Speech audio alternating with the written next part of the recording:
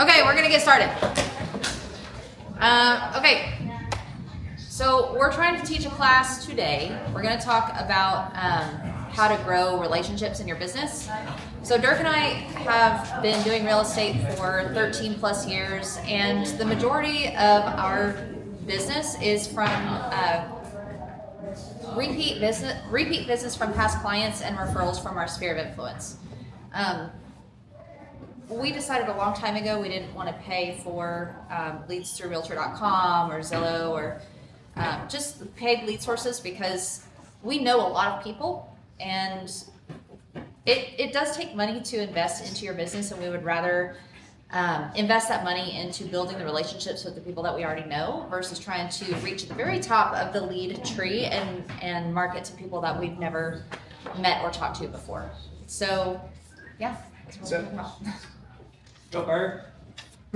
So the first thing is understanding the problem. Yeah, Bert. I'm getting new business cards just for that. Yeah. So this is a stat from NAR, and NAR did a poll, and apparently 82% of people said that they would use their same agent like if they were asked at the closing table, they would use their same agent again. But by the second year after closing, 68% of those people could not even remember their realtor's name. So like the majority of realtors, who has a really hard time following up with their past clients after closing? Okay, you guys don't want to admit it, right? But I do. I mean, I struggle with following up with past clients, and we did an audit of our business a while ago. We went all the way back to when we started in business in 2013. And we're really good at researching. So we would go to Realist, go to the tax record, look up the address, and then cross-reference that address with our client name. Does that client still own the property? And I think it was like 60% of our past clients had already moved on and sold their house with a different realtor. And that was a gut punch. Yes. That really sucked. That hurts.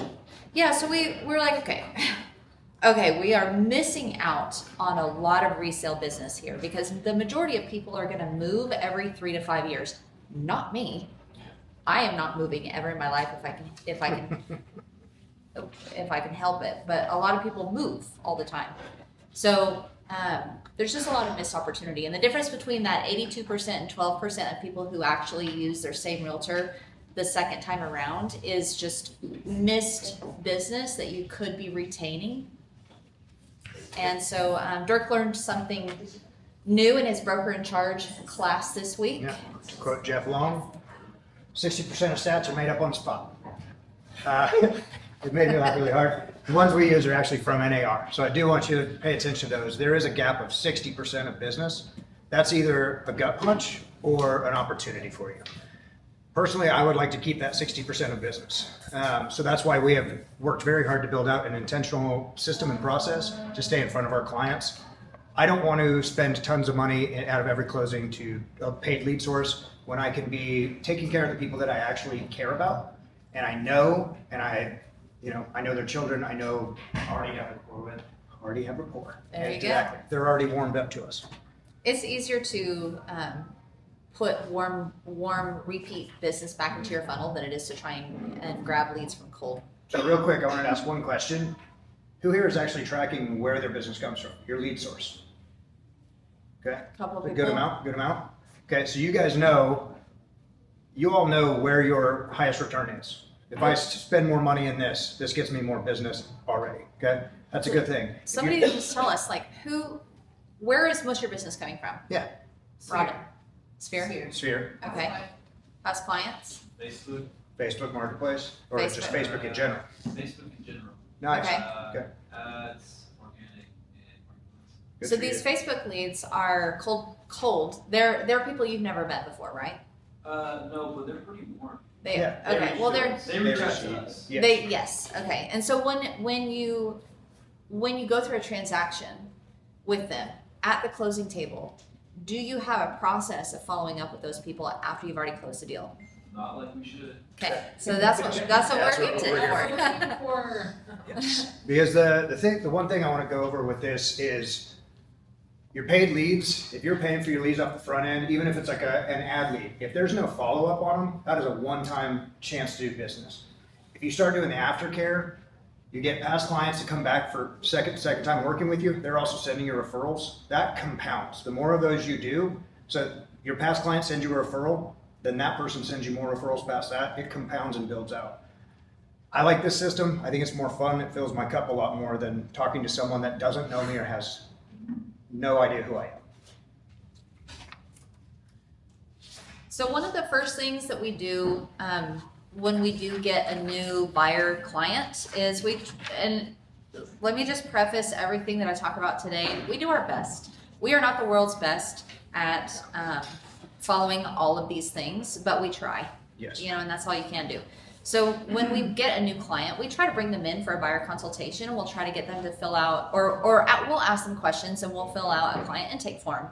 And we try to gather information like their birthday, their kids' names and birthdays, their wedding anniversary, their favorite hobbies, their favorite color, their favorite drink order, whether it's from Starbucks or 7-Eleven, their favorite holiday or season.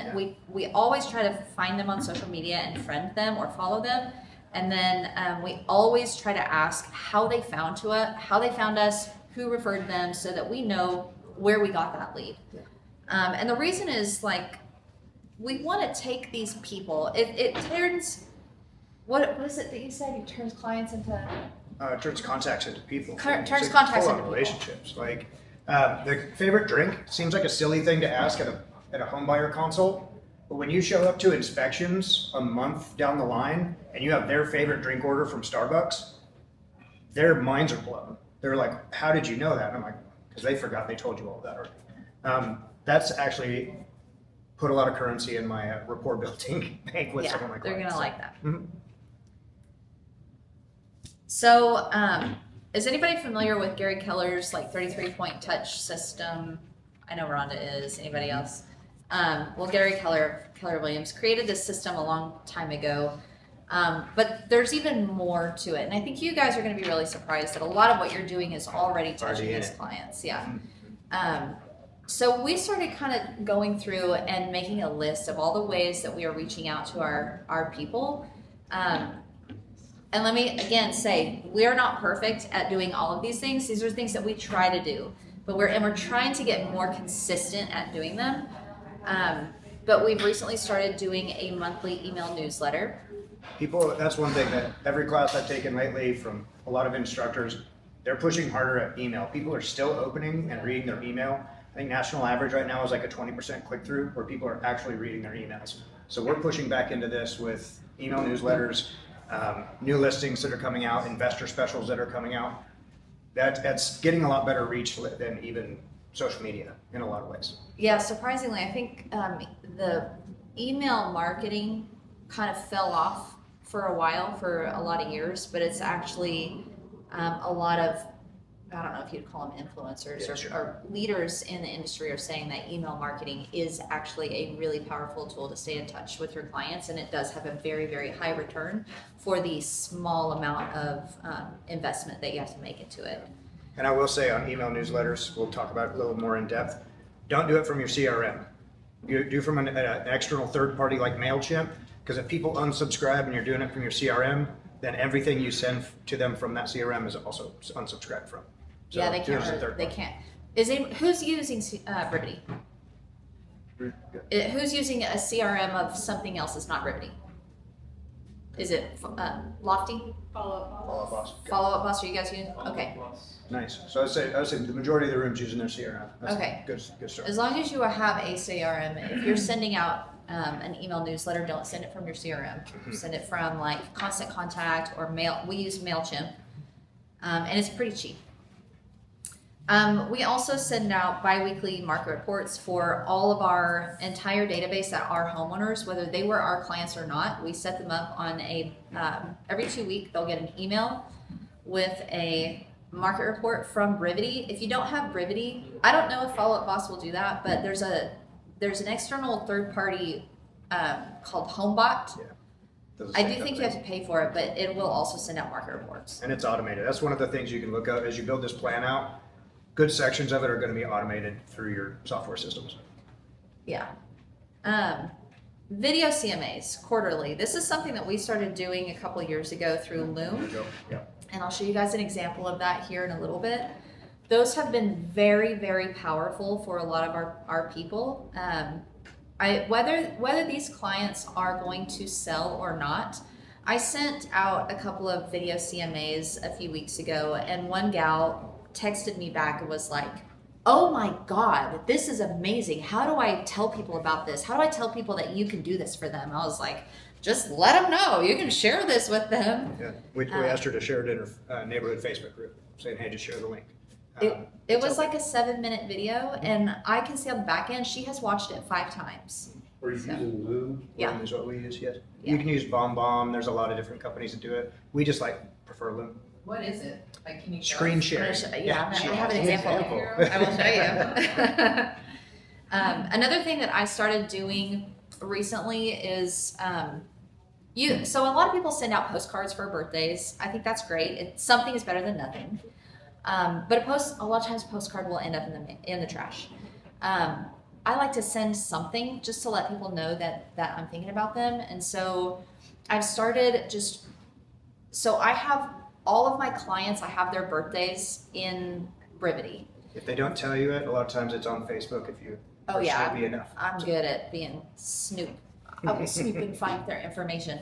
So then I pull up everybody for that month. So at the end of March, on April 1st, I'm going to pull up everybody in my database that is a past client that has a birthday for the month of April. And so April 1st, I'm going to text all of those people and I'm going to say, hey, Joe Smith, happy birthday month. I've got a little something for you. Are you going to be home tonight?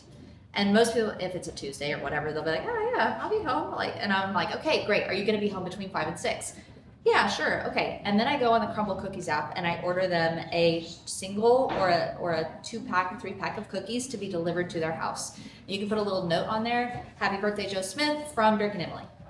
And it will get, and then you can set the delivery time to be between 5 and 6. And so when they're home, they have confirmed that they're going to be home. They are expecting something to show up. It's Crumble Cookies. Happy birthday from Dirk and Emily. They usually text and say, oh my God, thank you so much. Because everybody is sending them a Facebook message, but nobody is giving them something.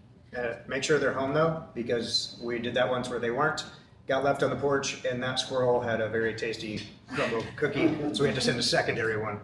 Yeah, so it's a reason to reach out Yes. to say, hey, happy birthday month, because they might have a birthday at the end of the month. They might have a birthday that week. Happy birthday month. Are you going to be home? And once they confirm, then you send the thing. So it's actually a 2-point touch system. We also send out, okay, so the homestead exemption. We'll talk about that here in a minute. Yeah. But that's, so another way that you can reach out to your clients is sending out just an annual email to remind them to file for the homestead exemption. Is anybody not familiar with what homestead exemption is? It's okay if you don't. You should just say it. Just go for it. Okay. Yeah. So the homestead exemption is not, I learned this from sharing this information to our clients. A lot of people think that they can't get the homestead exemption because they're not 65 or older, or they make too much money. Some people think it's tied to your age. Some people think it's tied to income. It's none of that. If you are a homeowner in Oklahoma at all, if you own a house and it is your primary residence, you qualify for a homestead exemption. And what that does is it caps your property taxes. It caps the increase at 3% per year. Instead of the 5% for Oklahoma State. If you don't have it, your property taxes on average will increase 5% per year. When you stretch that out over 10 years, that homeowner is saving thousands and thousands of dollars on their monthly payment by keeping their property taxes much lower than they would if they didn't have it. It also Do they takes, have to do this annually? No, one time. it also takes $1,000 off the assessed value, and it also protects them in case of court proceedings where they get sued. It protects them from having to sell their personal residence. So it's all in all a great thing to do. But this is another thing. You can send it out to your clients, make sure it gets done, make sure they actually filed it. You can also post about this on social media, which this was a great way for us to collect new data from people that aren't our clients. We had We're quite saying- a few people reach out and were like, Yeah. will you check and see if I have Yes. homestead exemption? I'm I like, said, sure, "Send give me me your your email address." address, your phone number, and your property address, and I put them in my database. Yep. And we went through and we followed, the thing with that is we followed through. We showed them, yes, you did it. No, you didn't. Here's the online link to file for it. Yeah. And they will remember that. That's value. So Yeah, that's and then we one of the had reasons other we reach out. clients that were posting on social media. Oh my God, like my realtor Dirk and Emily reminded me to do this. The deadline's coming up on March 15th. This is amazing. So it's a really big value add when you explain what the value is and then remind your clients of that, because even clients that we had like that bought a house 8 years ago, they hadn't filed for homestead exemption because they didn't know what it was. So when we sent out this mass email, we got a lot of response back from it. And a lot of the reasons that conversation started with us is because of escrow shortages. This last year, we had a lot of people reach out about it because taxes and insurance both went up, and people were saying, "I have an escrow shortage," or "Why is this so? Why did my mortgage payment go up so high?" This is a great time to plug comma of going. How often do you shop your insurance quotes? We actually I've just we been share sending your this stuff information all out the like time. crazy, and people are always shocked at like, "Oh, I should shop insurance all the time." I said, "Yeah, all the time." So it's the only affordability we can help with the mortgage is that taxes and insurance. So that's one of the levers we've been pulling. Yeah.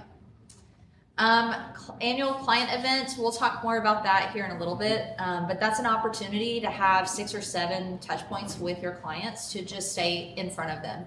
The more often you're staying in front of your people, the more they're going to remember your name when it is time for them to buy or sell or refer someone else. So if you look, there's numbers next to each one of these. These are touch points per year. So if these things add up very quickly, like a lot of these you can set up once and it touches that client multiple times per year. Couldn't switch. Not in a dirty way. Not in a dirty way. Don't be touching your clients in dirty way.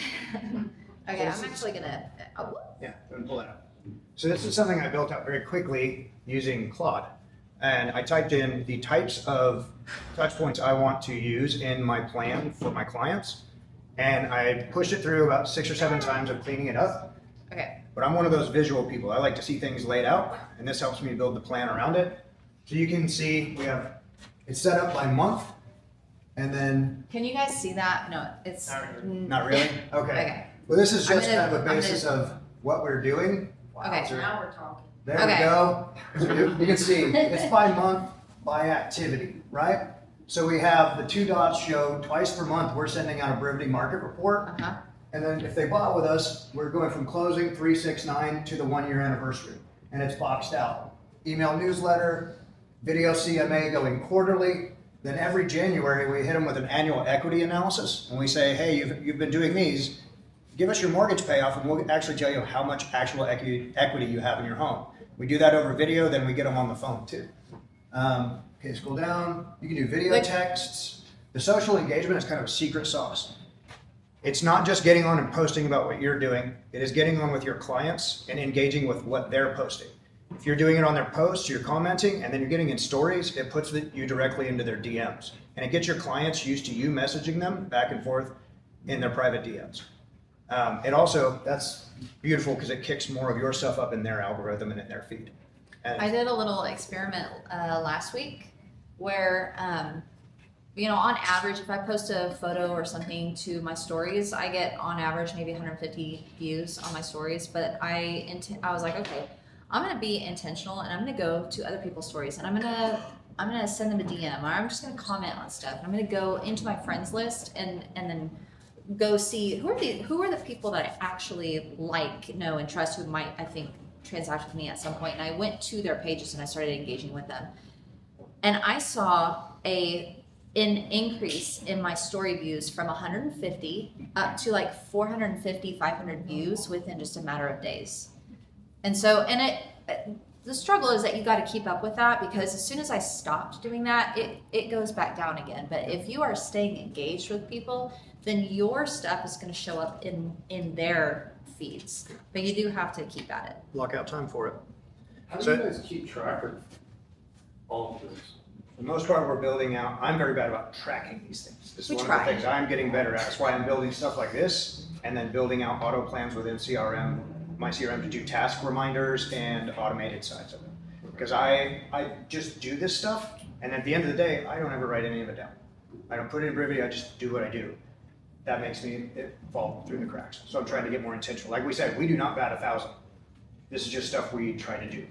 So with birthdays, for instance, like everybody in our past clients, all of their birthdays are there, and so that's pretty easy because every month I'll pull up and I'll probably have like 10 or 12 past clients that have a birthday that month, and I just start at the top of the list. I text them if they, and like I'm manually tracking this in Brivity. So I go to their profile, I will put a note, texted them happy birthday month, sent them crumble cookie order.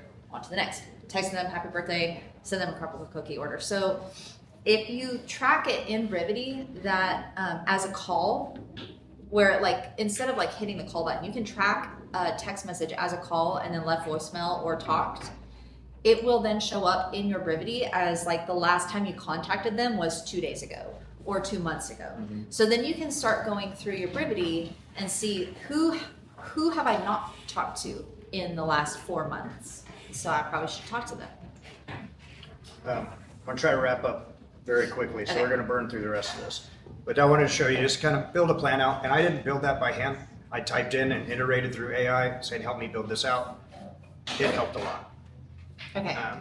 So gift marketing, we're going to get to that. But why gifts work? Milestone gifts for like holidays and birthdays are nice, but unexpected gifts trigger a genuine reciprocity. And I will show you guys an example of why that's important. Clients want to refer to people that they know, like, and trust. Okay. So a lot of our clients are set up on a Resonate gift marketing plan right now. This week, I received 3 text messages from past clients that bought houses with us last year. And you can see like this is, I don't know, make it bigger. This is one of the gifts that was sent out. It's like an ice cream scooper. Resonate will do a handwritten note and then sign it from Dirk and Emily, so it looks like it's coming from us. And the client texted us instead of them reaching out to them, and they were like, "Oh my gosh, y'all are the gifts that keep on giving. My realtors are the best realtors in the entire world, and I will fight anyone who dares to suggest otherwise." So like, then I take a screenshot and I'm like, "Oh my God, can I share this on social media?" Another one. This is a little electronic lighter with their name engraved on it. They said, "Oh my God, thank you guys so much. This was really nice. Got our name on it and everything. Hope you two are doing well." So that was an opportunity for me to respond back. "You're welcome. It's awesome watching your family grow. We're doing great." And then I told them, "Hey, by the way, keep an eye out. We're doing a summer client event, so you're going to be getting an invitation in the mail." Here's another one. It's just a little like hot patch that said thank you. So like, We do all this this. is a system that's automated. I'm not doing any of it. We do the initial setup. I didn't even know these gifts went out. Yeah, and then they text me. That's that's nice. So I was going to show you a link real quick. This is the website where you can go and order them. Hold on. It's Resonate Gifts, and I can text this in the group. So they've got different packages that you can choose from. Like for instance, if we have clients, because we did a client intake form and we know that they don't like to drink alcohol, I'm not going to send them the martini mixer set, right? And so they're different prices. Like this one's $169, this one's $209. They have different like campaigns. You can do a 5 gift for 8 over the course of 18 months, or you can do 7 gifts over the course of 2 years. Yeah. And even then, if Do you what? Do you guys pay for that, or Yes. you? We We pay pay for for that, and it comes out of our marketing budget. Yeah. So it's not like something you put in your transaction commission? Well, we We charge pay- a transaction commission, Right. but I But mean, we pay all this out. This is advertising for us, the way I look at it. Because I can either pay for a lot of advertising, or I can take people. They care of invoice people it to later. closing. Huh? do That's what? that's what I'm getting at. Do what? Do you Or invoice if you it to invoice it to closing. Yeah. Oh no! I mean, Buy your own this present. you're either going to pay you're going to pay half your commission to Zillow, or you can keep all your commission and pay to love on your clients.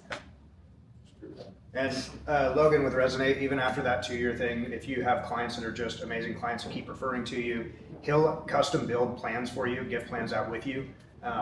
He's done that with us multiple times. So He'll probably be at one of our next events as well, again.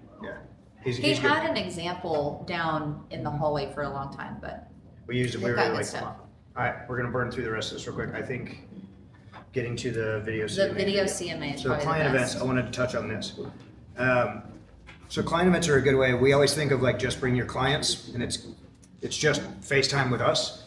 Another way to think of client events is give them a +1. Let them bring somebody, and those are your next clients. It's one of those I like to ask the question: who do you know that I should know? It gets to, we do like the small get together with coffees. We'll try to do dates, just her and I, but we also try to do dates where we'll ask a couple that we have sold houses to in the past, hey, let us take you to dinner. And it's a date night for us, but also getting time in front of our clients. Building relationships. Allow them to bring other people. Might be your next client. Dirk's line is, I got a guy for that. Yes. So he has built a reputation for the both of us, thank you, You're welcome. as people that know people. So I've probably gotten 5 texts or Facebook messages from people who are not active clients at the moment, but they might have sold with us in the past. And one gal that reached out to me today, I'm not even friends with her on social media. She just reached out to me because she knows I'm a realtor. And these people are asking like, hey, I'm getting a quote for having my windows changed out. This is the quote. Does this sound fair to you? Do you have any other referrals? This lady who I've never met before was like, hey, you're a realtor. I need a recommendation for someone to redo the siding on the outside of my house. I was like, I got a guy for that. Here's 2 people. And she's like, oh my God, thank you. So like they know that we have connections. So you want to be the guy that's got a guy. You can take a picture of this. I won't touch on it for too long, but these are a bunch of different client ideas. We are doing a big client event this summer where it's going to be at a pool, a public pool. We're renting it out as a private event. We're going to have it catered. It's going to be like Hawaiian themed, so we're having mobetas catered. And we're going to send, it's an opportunity to have several different touch points to your clients because we're going to send out a save the date printed. We're going to send out an official invitation where they then have to RSVP. We're going to send out text reminders and then like a little video teaser of like, hey, this is coming up, don't forget. And then you've got the event itself. We're also going to hire a photographer and a videographer so that after the event, then we can follow up, send an email with a link to our clients where they can download photos of themselves at the party. So, And we get good content. yeah, and we get good social media content. We only do we're only doing those kinds of clients event. That's like a one-time, once a year. And then we had really good return feedback from one that we did back in November. Yeah. Where we gathered up like our top 100 clients and we personally delivered fresh baked goods from Harvey Bakery to our top 100 clients. Yeah. That was a really good one. What makes them top 100?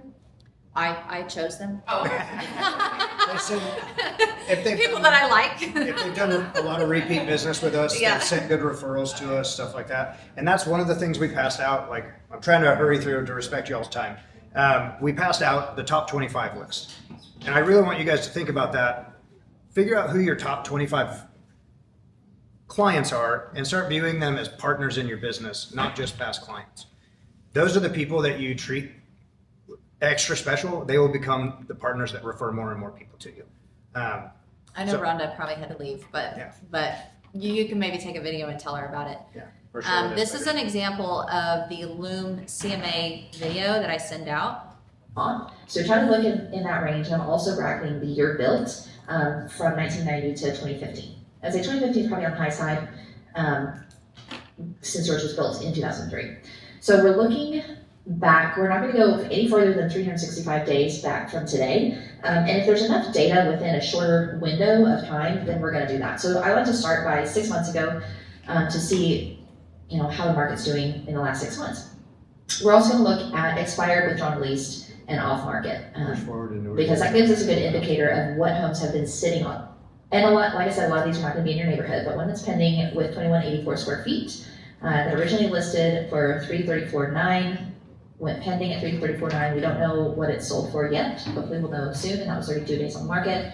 Some of these that I have not selected though, such as this one at 410, still active. It's been on the market 125 days. I don't know when that's going to sell.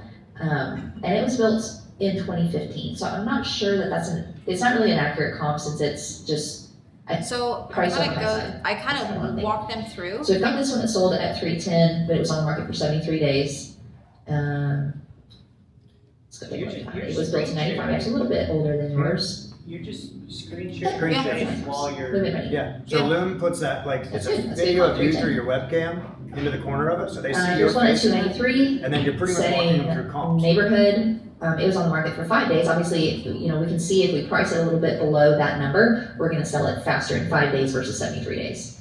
Go So, and pause so that. that one. So this has worked in our favor multiple times. One, this is an uninvited ask. They didn't reach out and go, hey, will you do comps for me? It just shows up and it's a reason to reach out, saying, hey, I just created this whole CMA for you. If you have any questions, reach back out to me. This has gotten us actually quite a bit of business. One of them, we actually go through some of the photos in the neighborhood of like, here's what's going on in your neighborhood. One of them, we had a client, I sent one of these to, and it got them thinking about wanting to do renovations on their house. And they reached out to us and said, they had these beautiful bamboo floors, and they're like, we're gonna put vinyl plank over the top of these. And we were like, oh, please don't do that. dare. And they go, well, Don't that's you dare do that. We just don't wanna live with that anymore. We go, well, let's sell your house. And they said, okay. So we sold their house and bought it. And then they bought another one because they didn't like the floors. Huh? With LVP. Yeah. Actually, they bought another historic home with hardwood in it. So they didn't even get that. They just didn't want the bamboo anymore. But that was this quick, like 7-minute video, which you can do these all the way down to 90 seconds up to 15 minutes, however long you want to go with these. It's something you can do at the end of the day when no one else is around.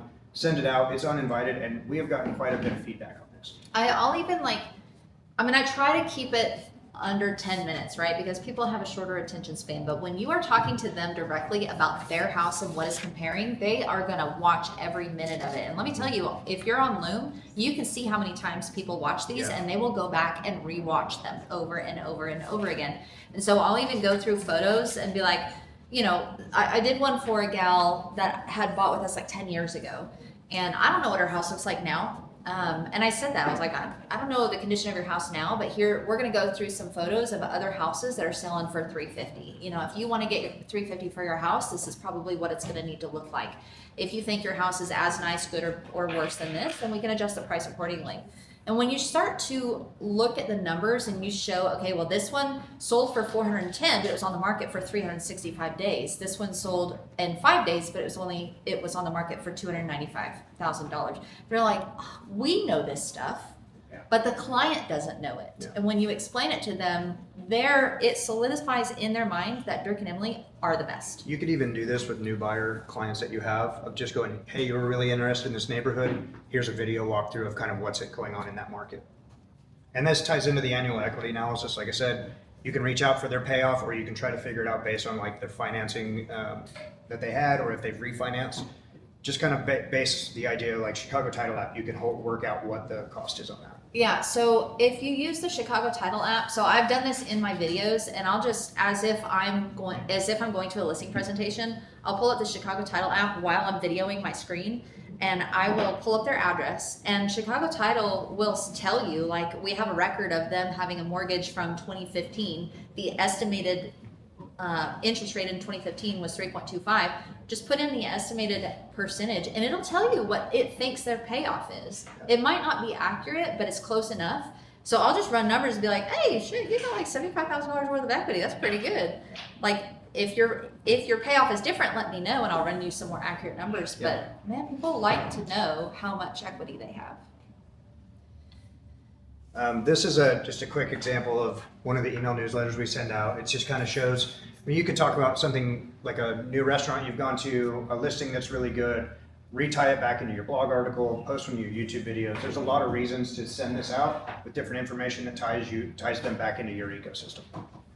And then if you're using Brivity, anybody that's in your database, you should look them up on Realist. If they own a house, even if they are not your client, if you have an email address for them, you need to set them up on a market report. And so this is a client that we closed back in January. She bought the house for $294, and it's sending her an email every 2 weeks, so just showing an estimate of like your home value is estimated at 303. The cool thing about these is that down at the bottom, it shows the market activity in her area. And like what's active, pending, and sold. And I think it goes back to like maybe 90 days. But people like to be the nosy neighbor. They like to know what's going on in their neighborhood. So if they get all this information, like, oh my God, Sally's house got listed. It's still on the market. She just dropped the price like $5,000. So people look at these, and you can see in brevity when people open them too. And gives you a reason to reach out. Hey, I noticed that you opened your market report last week. What did you think about that? Do you think it's too high? Do you think it's too low? Would you like me to run comps on your house?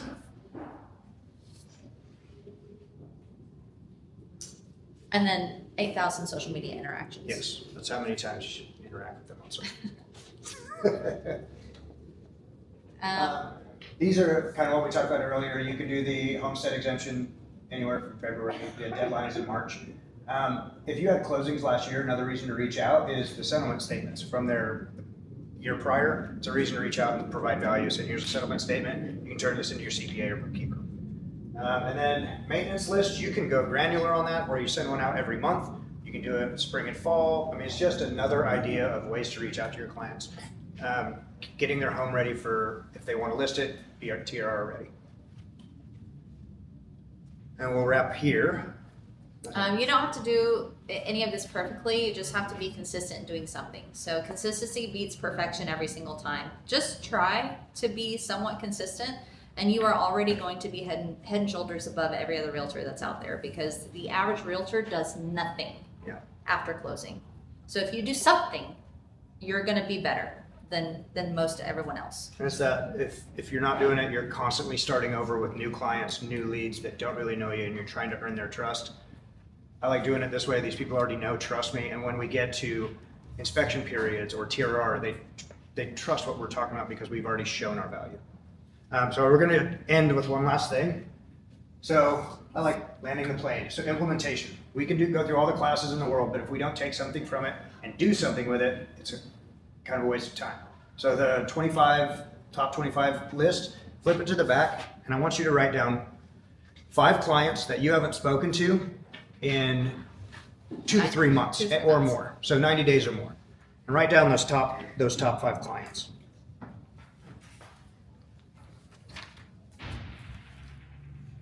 Once you write down those top 5 clients, we want you to circle one name and commit to giving them a call today.